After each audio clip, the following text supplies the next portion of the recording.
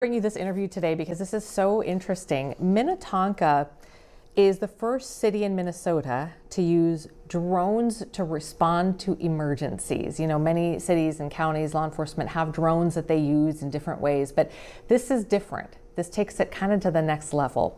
So joining me now is Minnetonka Police Chief Scott Boerboom. Thanks for being with us, Chief.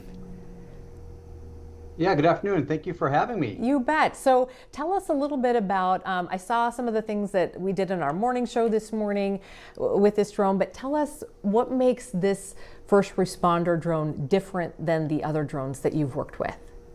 Yeah, so, in law enforcement, we've been utilizing drones for several years, and it pretty much entailed a drone sitting in a case in the trunk of a squad car, and a call would come in and the officer would drive to the scene, and if it needed to be, it would be launched and it would go up overhead, and the officer would have to maintain visual eyesight of the drone, and that could take anywhere from 10, 12, 15 minutes.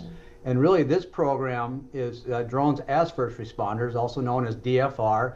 This allows the drones to be launched upon the call coming in. So now you have a drone that is flying to the scene as the officers are driving there as well. So obviously there's a time savings. And for us here in Minnetonka, this is the first program that fully integrates the entire city into one program. And it allows us to cover all portions of our city. We're 28 square miles, and we can get a drone anywhere in our city within about 1.5 to 2 minutes. I was going to say, every city area has its challenges with the land, but clearly, you've got kind of an interesting infrastructure there with the way the land lays out. So this is just having that aerial view just must be almost invaluable for you guys.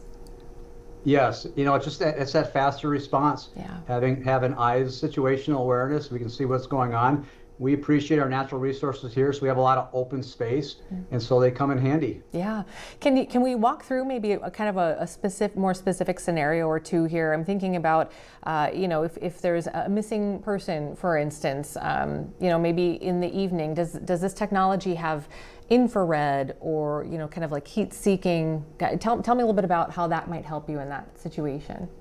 Yeah, we know seconds matter, and in a case of a missing person, we send our officers, we send all our fire staff, and we start searching the area by deploying a drone, especially as you mentioned at night. It has the ability to pick up heat. And so again, we're a city that values natural resources, and we have a lot of open space. So by having the drone overhead, searching areas that we can't see, it really can expedite our ability to find a missing person. And then I guess on kind of the flip side of that, if you've got, say, a suspect who's fled on foot or something like that, that would be another situation where a more immediate response and view could, I imagine. Exactly. And that again, the statute is very specific on the use of drones. And if there's a concern for someone being injured or seriously injured or death, the drones can be utilized. And again, you get somebody overhead, it can help direct the officers. It can slow our officers down. It really provides information that can work to our advantage to make sure we're safe, but also the community is safe as well. Would it ever be helpful in a situation where, and I don't know specifically about Minnetonka's sort of pursuit policies as far as, if there was somebody in a stolen vehicle or something, there are times when you have to make judgment calls whether to pursue or not. Would it help in a situation like that where you could prevent things happening kind of on the ground? It can. Every situation is unique, and it has to really fit the guidelines of the statute. And also for our drones, our ability to fly the drones is limited to our jurisdiction.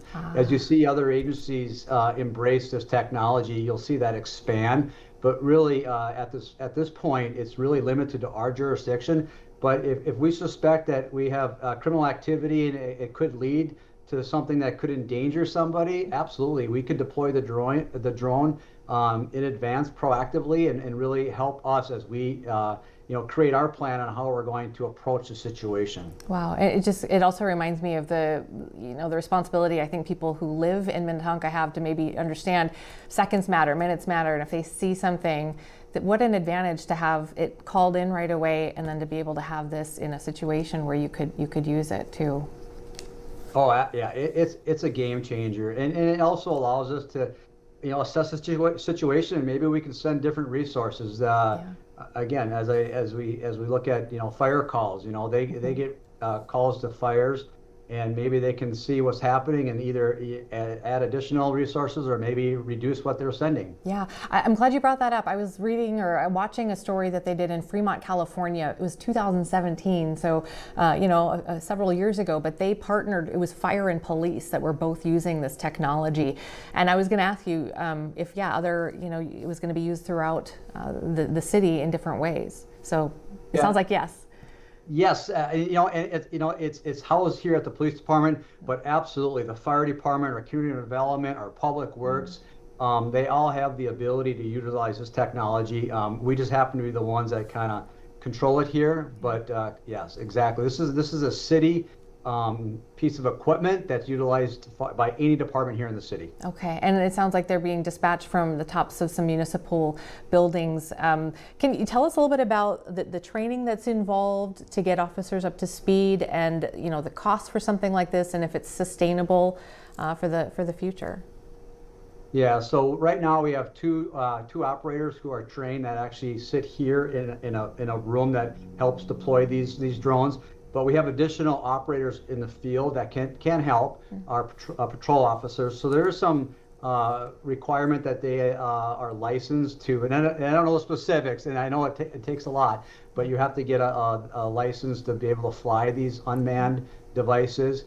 As far as cost, we are in a 9-year agreement through our vendor, Scottio, who's been an excellent partner on our DFR program. And the cost is about $260,000 per year, but those are fixed costs now for the next 9 years. And that includes replacement drones at different year and also at our docking stations. And so this is really something that'll be with us for an extended period of time at a cost that we know today. So I think there's a lot of value there. Yeah, and then of course I have to ask about weather, because we all know it could change in a heartbeat here. So how might weather impact whether or not these drones can fly? Well, they have these specific drones in agencies in Alaska. Wow. And we've been told that they can withstand a variety of weather related, whether it's rain, sleet, snow. And they're heated and they're cooled, and so they do have the ability to fly in most weather conditions. And although there's probably some extreme cases that they'd be limited, but for the most part, they're built to withstand the Minnesota weather that we see here. Okay, wow. How long have you been chief?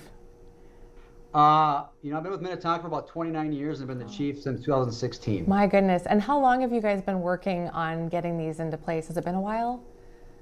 It's been it hasn't been as long as you would think. We were looking at a public safety study to really look at other increased staffing levels to see what we need here, as we're a fully developed city, but we do have redevelopment. We have we have light rail coming to our city, and so we were looking at technology to really provide more efficiencies in the work that we do, not just by adding personnel. And so we've been looking at a variety of different ways to enhance our response times and making sure that we can provide the level of service that Minnetonka expects us to deliver. And so this really kind of landed at the right time for us. And then we saw the benefits from other cities in the country. Wow, yeah, I guess that's been around, and you've been able to look at that. And now other cities in Minnesota will look to you too to see how it's going. It's incredible. When does this get going? Is it immediate?